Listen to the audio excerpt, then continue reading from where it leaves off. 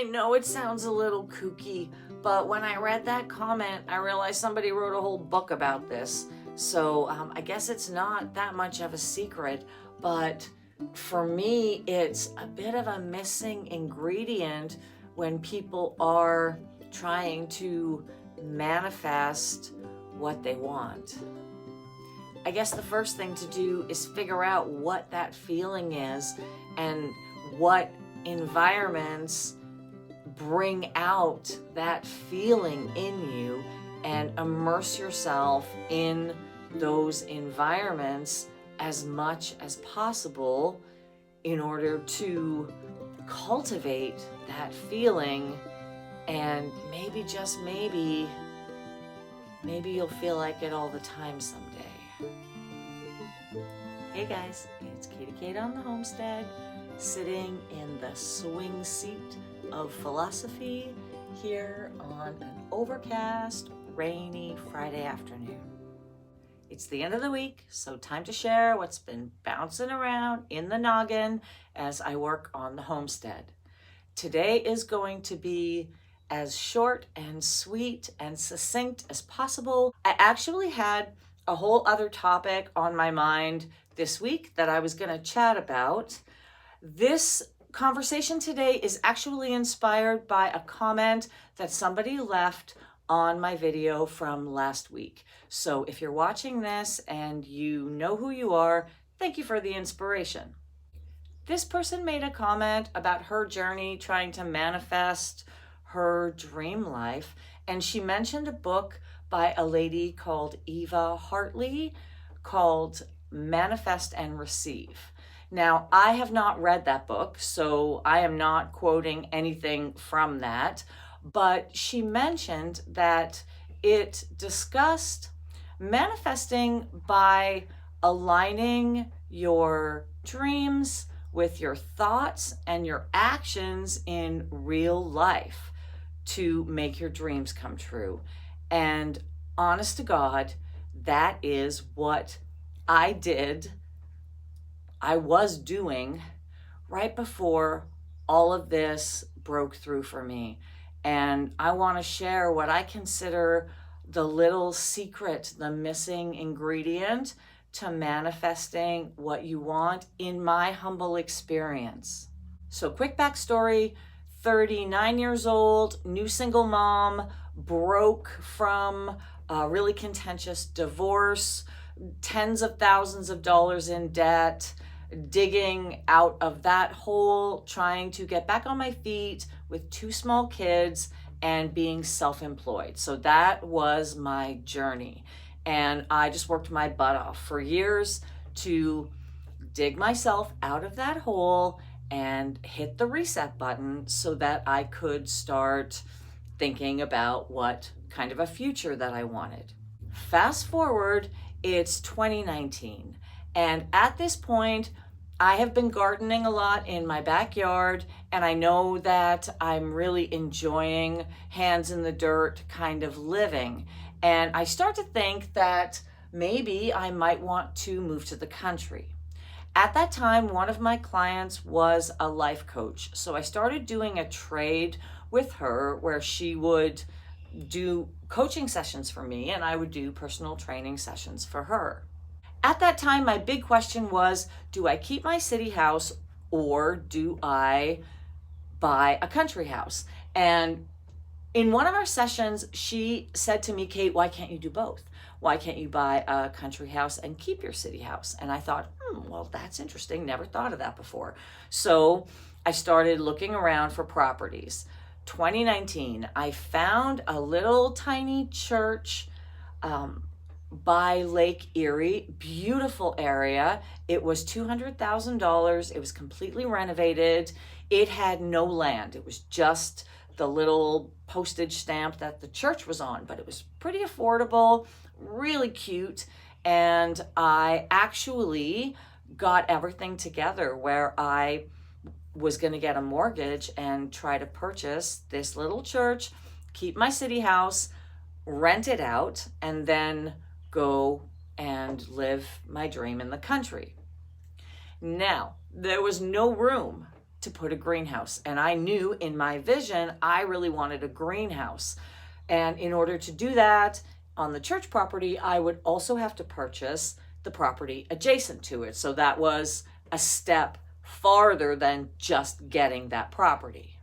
I remember very clearly at that time, I read a book by Jen Sincero, and it was called You Are a Badass, and it completely inspired me. I did a complete 180, and I decided, since I wanted a greenhouse and the church wasn't going to give me a greenhouse, why didn't I just buy a greenhouse and not spend $200,000 on this church property, but rather spend $2,000 and put a greenhouse in my own backyard? And that is exactly what I did.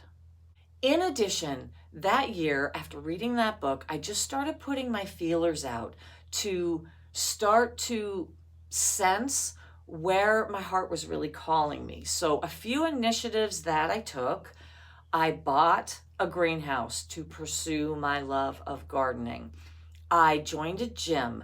Now, I was a personal trainer, never had joined a gym. I always had opportunity to work out in gyms with clients or with colleagues, never really needed to incur the expense, even though it was a professional write-off, but I never did it. That year, I joined the most expensive, exclusive gym in my city. And it had all the facilities, all the bells and whistles. I had all the classes. And my feeling was, maybe professionally I would make some connections. Maybe something would come of that interest of mine. I really loved the yoga classes and the pool and the sauna and the steam room. So I started going to the gym. I got my son a membership. I was paying, it was ridiculous. It was like $400 a month or something to go to this gym. But it was all about putting my feelers out there. The other thing I did in 2019 was I was finally to the point where I was paying my bills. I was out of debt. Everything was chill. And I felt like I had the space to take one day off a week because I'm self-employed, so I work 7 days a week. With that one day a week, I decided to volunteer, to give back, and I got a position at the food bank in Mississauga in the aquaponics farm. And for me, it was an opportunity to pursue that love of growing and gardening and also give back, volunteer. So it was all about, just seeing where all these different paths might lead me. So I had these initiatives going on, things I had invested in. My greenhouse, chef's kiss, I love that thing. 2020 happened. When I was in isolation, I had a freaking greenhouse, so I could just garden day in, day out. I was really comfortable being at home, and I had a lot of things to do. The gym, not so much. I enjoyed it. I did not make the professional connections that maybe I anticipated I might. Nothing really came of it. I lost interest in it eventually. And of course, because of 2020, I stopped going to the gym. The volunteering, I did volunteer at the food bank all through 2020, 2021. I continued to give back and learn, and I felt like I was really doing a good service during those very difficult months. You know, the food bank was really busy. The volunteer list was very small because of the isolation restrictions and the traffic restrictions. So I kept doing that. Of course, during that, I had even more free time. So I found a farm outside the city that accepted volunteers, and I signed up and I started going there. So I was driving, an hour outside the city. I was in the country. I loved how it made me feel. And I often said that I felt like I was closest to God when I was there, and really feeling what it would feel like if that were my environment every day. This is when I started to clue in that I had a feeling of what I wanted my future to be, even though I wasn't sure how it was going to play out. But the feeling that I wanted was the feeling that I had when I was out in the country, digging in the dirt, surrounded by nature when I was volunteering. I think volunteering there really helped put me in that higher frequency vibration of really knowing what I wanted my life to be like, even though I didn't know how I was going to get there. I can remember every night falling asleep, I would close my eyes and just imagine that I was in a forest with a little creek beside me, and I was walking through nature, and I had that feeling that I had when I was out there in the country. And I felt it every night when I was going to sleep. I just felt that feeling and told myself that that's where I wanted to be.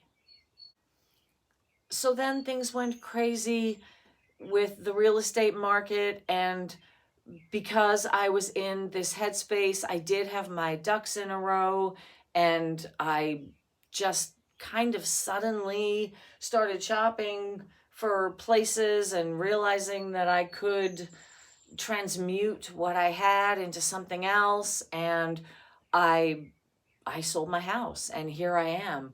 And I have that feeling being here every day. And that is still what I do to this day. If I have doubts or worries or stresses, I just think about that feeling. Now, back to the comment that this viewer made, which was aligning your dreams and your goals and your feeling with actions in the real world. If I want something to happen in my future, I do everything I can to put myself in the feeling of doing it now. And if I can find that feeling, then I feel like I can bring that into my reality. I know it sounds a little kooky, but when I read that comment, I realized somebody wrote a whole book about this. So I guess it's not that much of a secret, but for me, it's a bit of a missing ingredient when people are trying to manifest what they want.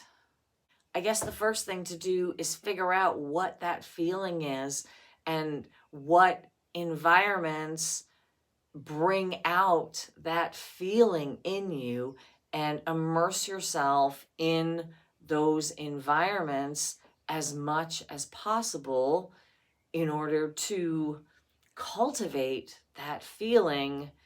And maybe, just maybe you'll feel like it all the time someday.